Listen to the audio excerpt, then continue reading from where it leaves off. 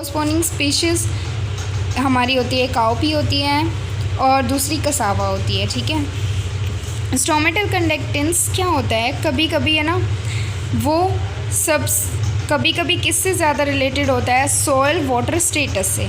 किसके कंपैरिजन में, water status के कंपैरिजन में, ठीक है। लीफ के पास, पत्तियों के पास जितना पानी है उससे ज़्यादा स्टोमेटा ओपन होएंगे, बंद होएंगे या चलेंगे, वो सब किस पे डिपेंड करता है, सॉइल के वाटर स्टेटस पे।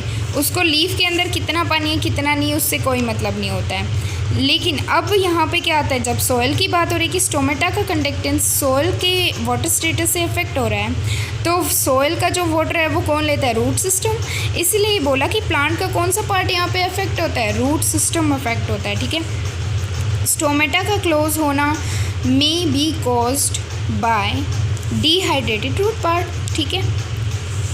अब नेक्स्ट हमारी कंडीशन आती है वाटर डेफिसिट कैसे लिमिट करता है फोटोसिंथेसिस को एक क्लोरोप्लास्ट के अंदर, ठीक है।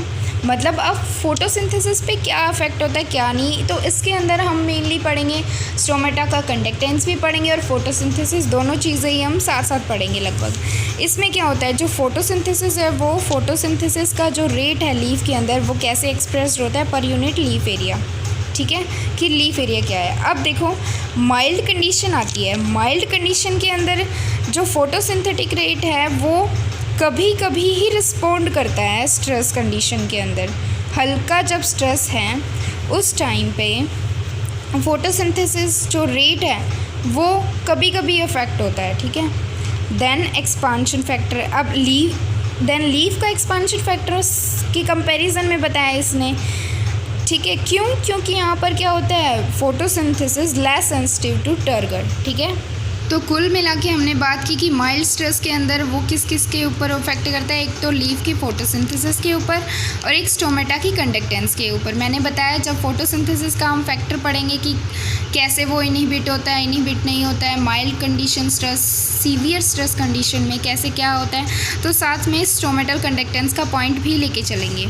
सीवियर स्ट्रेस कंडीशन के अंदर क्या होता है, जैसे ही मेसोफिल सेल्स के अंदर डिहाइड्रेशन हुआ तो वहाँ पर तीन चीज़ें होती हैं, फोटोसिंथेसिस रुक ही जाता है और मेसोफिल मेटाबॉलिज्म इम्पेयर्ड हो जाता है, उसका कहने का मतलब है डैमेज्ड हो जाता है, और वाटर को यूज़ कैसे करना है, कहाँ पे करना है, ये सारे डिसीज़न यानी उसकी जो एफिशिएंसी है वो क्या होती है, उसकी कम हो जाती है। अब यहाँ पर एक फैक्टर आता है जिसके बारे में हम डिस्कस करते हैं कि जो रिलेटिव इफ़ेक्ट है ना वाटर स्ट्रेस का, वो स्टोमेटा के कंडक्टेंस पे हम ज़्यादा गिनते हैं एज़ कंपैरिजन टू फोटोसिंथेसिस।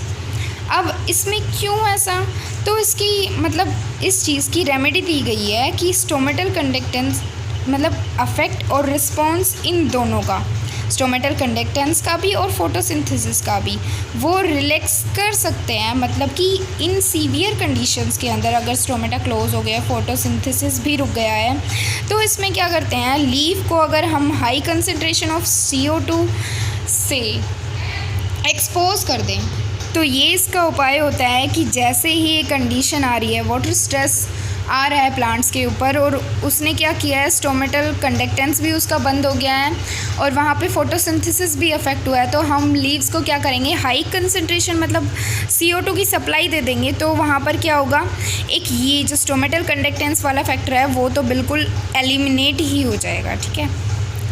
अब इसमें एक क्वेश्चन और आता है कि क्या फोटोसिंथेसिस से रिलेटेड होता है ट्रांसलोकेशन, मतलब फोटोसिंथेसिस हो क्या रहा है, खाना ही तो बन रहा है प्लांट्स का। अब वो क्या है कि खाना है वो प्लांट्स के सभी पार्ट्स में पहुंच रहा है या नहीं पहुंच रहा है वाटर स्ट्रेस कंडीशन में, तो क्या ये चीज़ अफेक्ट हो रही है।